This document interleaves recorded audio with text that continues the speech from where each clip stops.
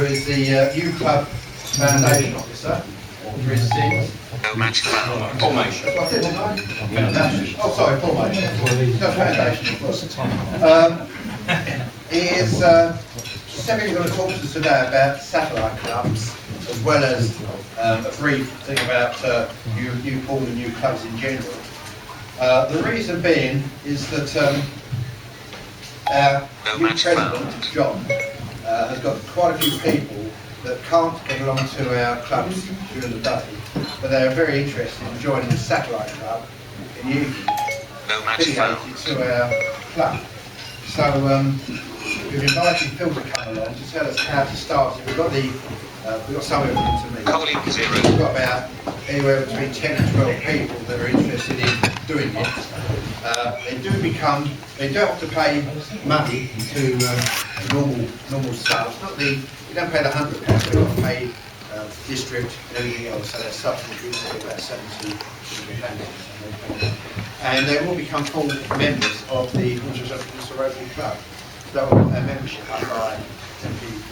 And hopefully, anything that we run is going to be younger people. And anything we run like a Christmas collection, all the things, they will hopefully participate in, which will give us the benefit of younger people to help us to do things that, unfortunately, some of us are regretting not being able to do so much. So, anyway, I'll hand you over to Phil and we'll tell you all about it.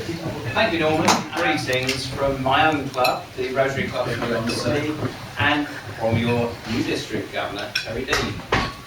But and thanks, Norman, for that introduction. You've said most of it, so.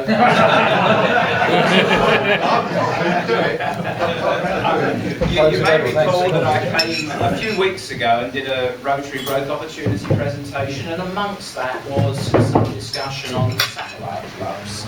So what I'm going to do is just run through very, very quickly some of this, because it's not quite repeating, but it's important, but it's something that we've gone through a little bit before, just to refresh your minds. So, what is a satellite club? Well, it is a new club that's spun off from a parent.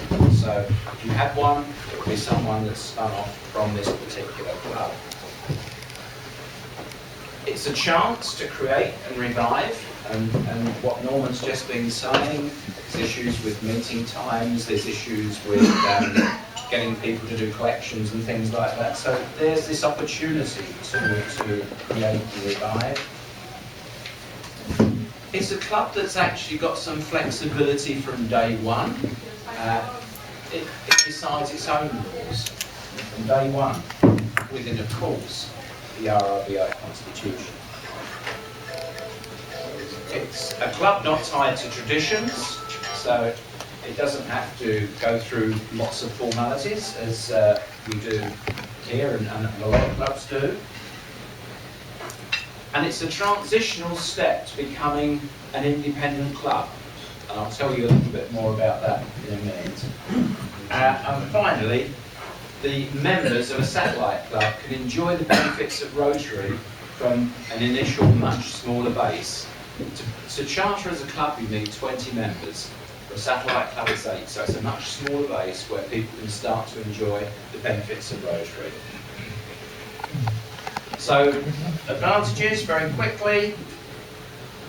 All you need to form an actual satellite club are 8 members. This is a recommendation. It doesn't have to be 8, but it's a recommendation.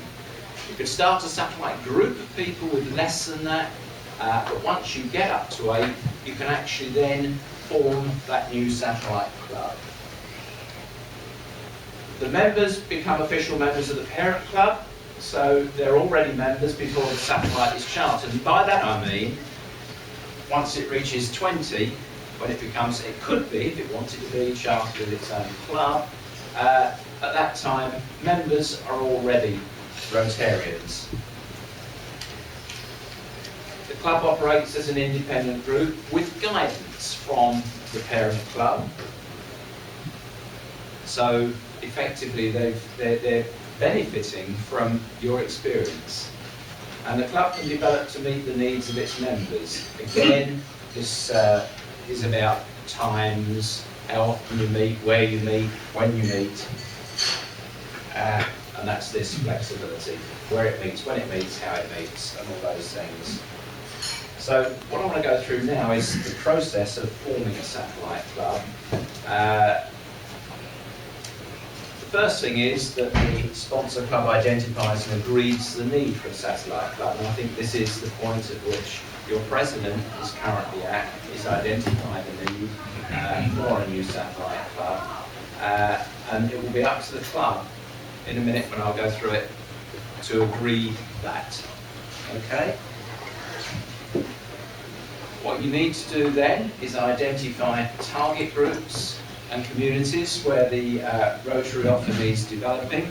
Again, I think you're already up to this step because your president has actually identified potential members of the new club and the community in which they are.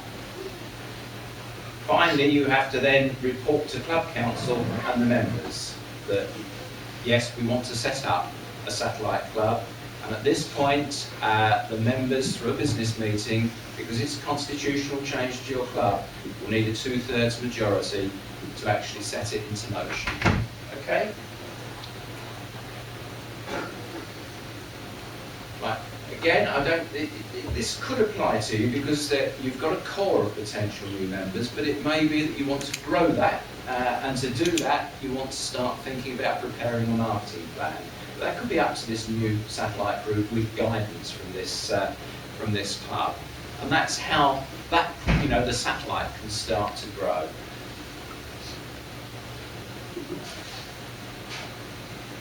Again, I think you define target groups, and I think what you've got to do if you want to go and look for other people, you've got to tailor the message to towards groups that will actually be suited to meet with the new satellite club. It's the same as getting members for your own club.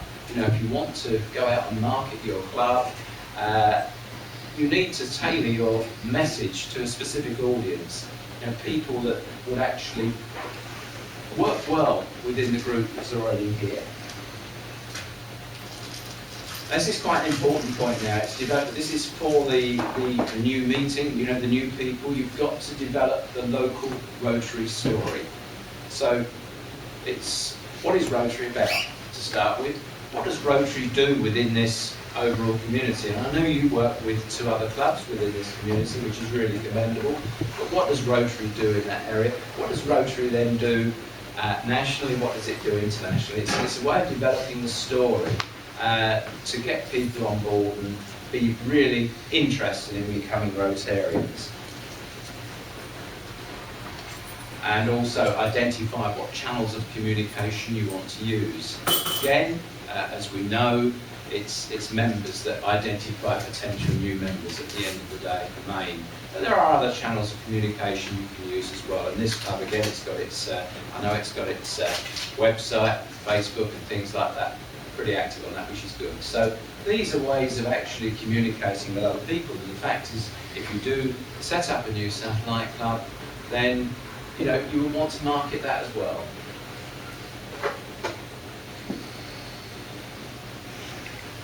So we've got to the point where we've agreed we want to form a satellite club.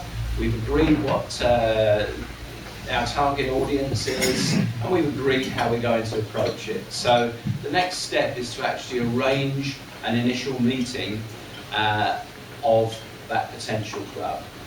Okay? So arrange it. Where is it going to be? When is it going to be? How are you going to invite those people along? There we go. Suitable venue, suitable time. People that we're actually talking about. And then you will circulate them to say, our known prospective Rotarians, to say, yes, this is where we're going to meet and hold an interest meeting to start with.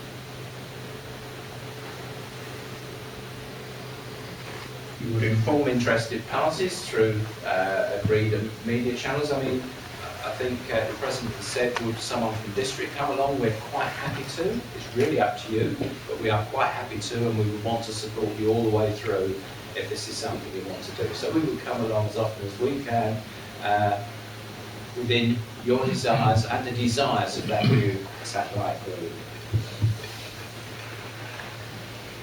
with that initial meeting, I think it should be pretty light touch in terms of information, but you know, get an opportunity to sort of give a range of punchy, upbeat messages. This is about what Rotary does, how it actually helps the community, locally, as I say, nationally and internationally. I mean, there's some big things that we're doing. We talk about purple for polio this year and things like that. That's a really big thing that gets to a lot of people, and lots of people out there don't realise just how much Rotary is involved in this eradication of polio.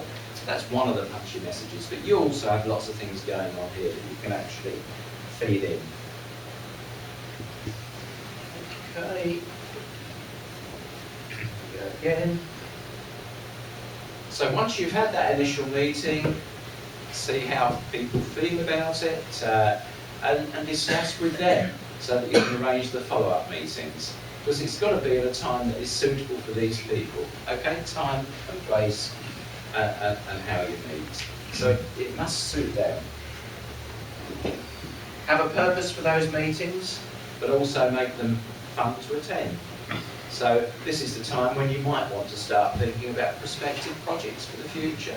You know, what does this group want to do? What do it want to achieve? Obviously continue to recruit potential members. And then start, you know, introduce those members, potential members, to the Rotary offer. What, you know, this is what Rotary is about. This is what we do. This is where you can benefit from it. And obviously, please keep us informed through the membership team, and do ask for district support, as I've said, wherever needed, because we're quite happy to do that and provide that support. Now, you've had a couple of meetings, 2 or 3 meetings. People are interested. They're really sort of wanting to move on now. So you have to start to think about developing the new team. Okay? And this is getting prepared now to fully form that satellite club.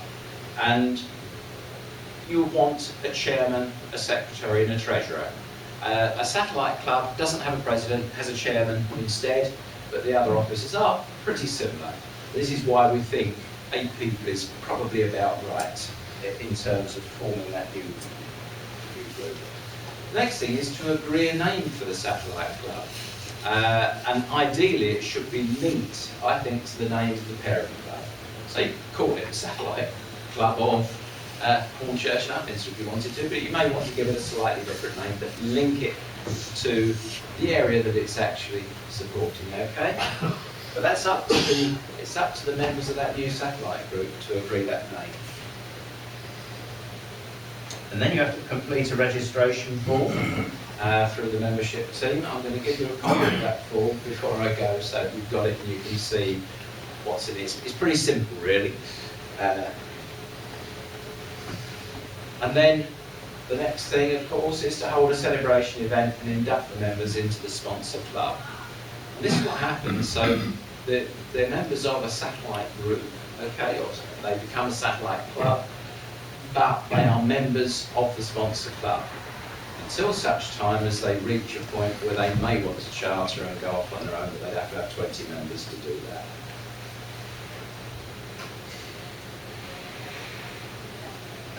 We've talked about projects, and this is even post-formation of that satellite club. Consider projects perhaps in conjunction with the sponsor club. I think that's really worthwhile. It gets people into the way of Rotary thinking.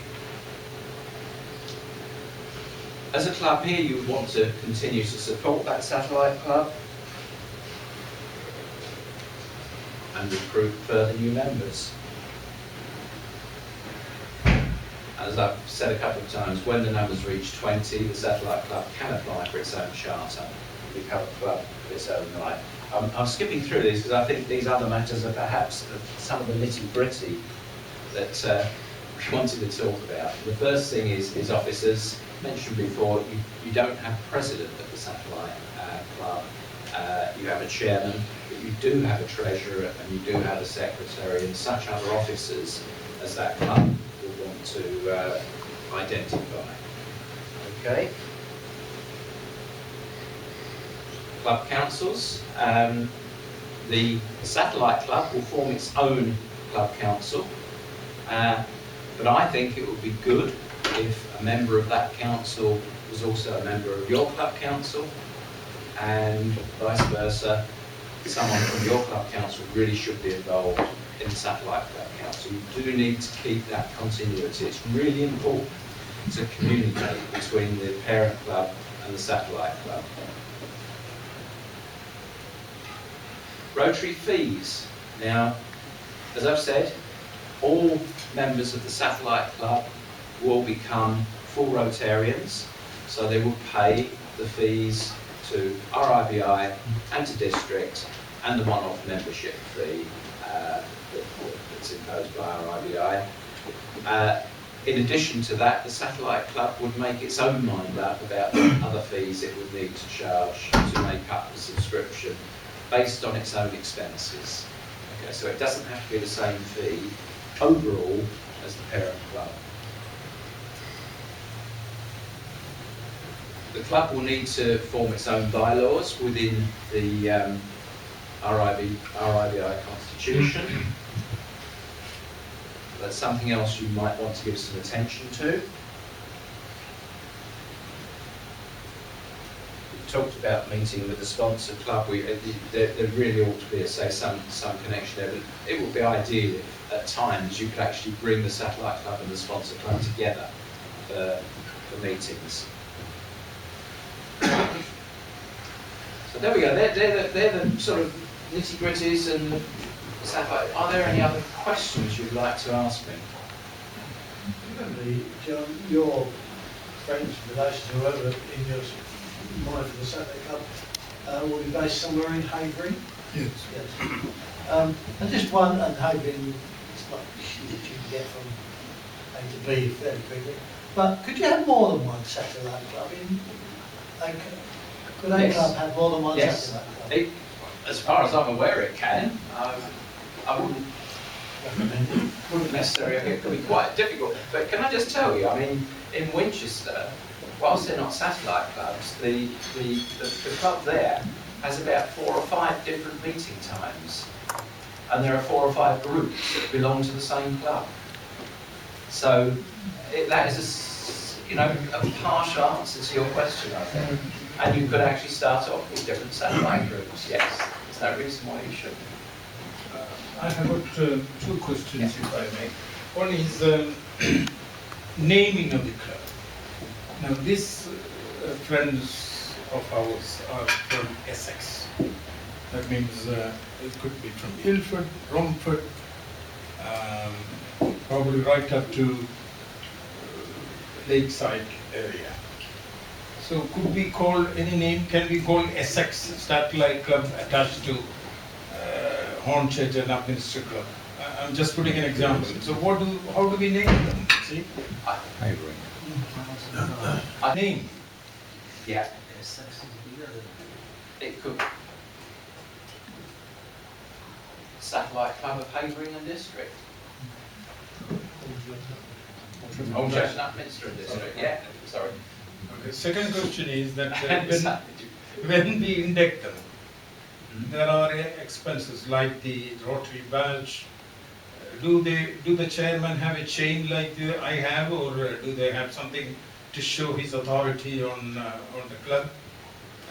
Who bears the expenses? Is it Eddie and Jim bears the expenses for the parent club, or what?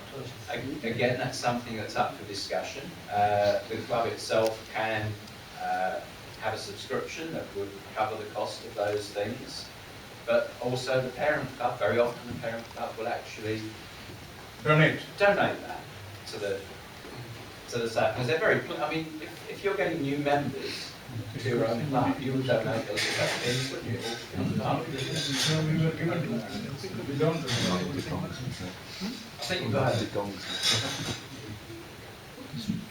You said very often, Phil, how many are there locally or satellite clubs? This district has very few satellite clubs. It's had one for a number of years, which is currently very small, and we're looking at ways of trying to bring it back into being again. One has just formed, similar to the one that you are talking about, linked to Canby. Okay, and again they meet actually in a member's house 2 evenings a month, and that's just been formed, and that's got at least a dozen members now, and it's still growing, I think.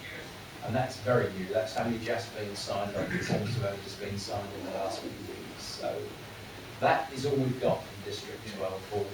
There are a number of clubs now looking at the potential of forming satellites. I think we've got about 5 or 6, including yourselves, potential forms of satellite clubs. So it certainly is taking off. Is there a limit to the amount of people from this club that can go to the meetings of the satellite club? No limit at all. But again, you know, in fact, it's right that some people should go along and actually lend their experience to that satellite club. I think it's really important. It shows an interest as well, which is really important. So there isn't a limit, but you wouldn't want to swamp or club if they're holding. It depends where they're meeting. So the very first stage is to speak to the people concerned, get a venue, get them along, and then we'll go on, whoever goes on from here, just introduces them to Rotary. I think that's the starting point. Is you know, this is what Rotary's about, and so I'm quite happy to come along and help with that sort of message. But that's where you start, and then if the interest is there, which hopefully it is because we've talked about it with these people before, then you start to develop into the club. So that's not where you start, it's where you finish. It is moving. I don't know if so I've got any more questions. Anything else you want to? I think you more or less, shall we conclude the meeting? Is there any more questions, please? Yes. Yes. Well, I'd like to ask, what are the benefits of being in a satellite club rather than going straight into a Rotary club? I'm not quite sure there. And secondly, to the President really, if you have friends in Ilford and Lakeside who are willing to belong to a satellite club, why are they not more interested in belonging to the central club? I'll probably answer that for you. You meet at lunchtime, which is not convenient for a lot of young working people these days. It's convenient for existing members, and that's right that you should continue to do things that are convenient for existing members. But the whole idea of satellite clubs is to allow real flexibility from day one. Some younger people will do some tremendous things for Rotary, but don't necessarily conform with our ideals. And I think it's best explained by the formation of E-clubs. There are a couple of big E-clubs in England at the minute where people can meet from all over the world, as it happens, to do good Rotary things. But it's about the time of day. I don't think I need to say any more than that. I mean, that must be recognised. I recognise I'm a member of a lunchtime club, and I recognise the difficulty in bringing working people into that club. We find it a real struggle. But I understand that Havering East was the satellite club of this club, and they meet in the evening, so we have already got an evening club and a lunchtime club. They're a daughter club, slightly different. Yeah. The other thing is people may not want to meet over the meetings.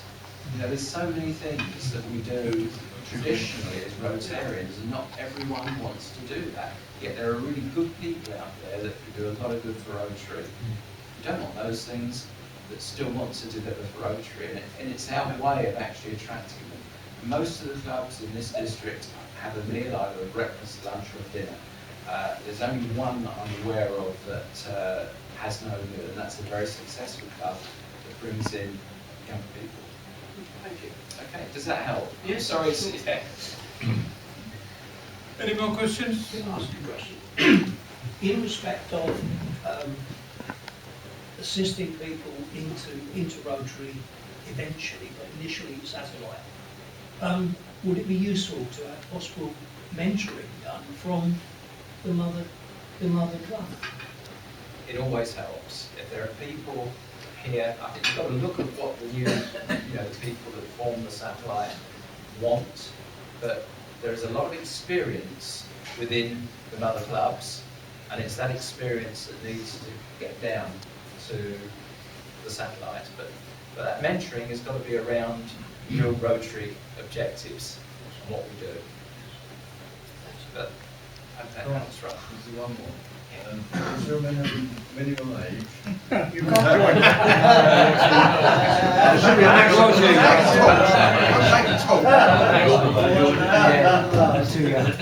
talk. Did you say minimum age? Yeah, actually Rotaractors can become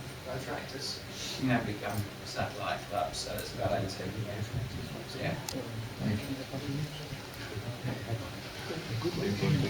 Okay, thank you very much for listening. I think it was one of the burning desire of myself when I approached a few young people, 30 plus, below 40, to join the Rotary Club, and they had all sorts of reasons. They told they don't want to come to the railway hotel, they don't want to have meals, they don't want to wear a tie, they want to meet at their own convenience and their own pace and everything, and they don't want to meet every week, every month, probably once in 2 months or something like that, or whenever they want to. And that is the reason I thought, why don't they have, then I listened to this satellite club idea in the district meeting, and I thought, why don't they, so we muted the idea, which is why don't you form your own club, and but you will be affiliated to the parent club with all the regulations and everything, and you have to give a subscription, and that was the reason why Phil was requested to come and give some of these ideas. Anyway, I will be imparting this to them, and we'll have a meeting probably in the next week or week after, because some of these guys are on holiday, so when they come back, we'll have a meeting, and if they agree, then perhaps, we are planning to have 1 or 2 evening meeting in the current year. Perhaps we get them in one of the evening meeting, and then we can see them who these guys are, or the members are, ladies are also involved. And then we can take it up from there, and we can leave them in peace, and ask them to, perhaps our assistant district governor can visit them, or Phil has agreed that he will come and join them 1 week. Yes? Can I just make the comment, the observation? I think that the idea that you are proposing is a wonderful one. I genuinely do. We've had a hell of a problem recruiting people to this club in the past. This is a totally new vision. I know I'm pulling back because of my circumstances, but I offer you my wholehearted support in what you are doing. That's all I wanted to say. I think it's a great idea. Good luck. Thank you. And so we'll take it on. Thank you, Phil, for the wonderful presentation. Let me have some leaflets and everything I can take home. All the rules are there. Okay. And the application form. No rules, there's no rules. Thank you, and thank you very much. Let's give our appreciation.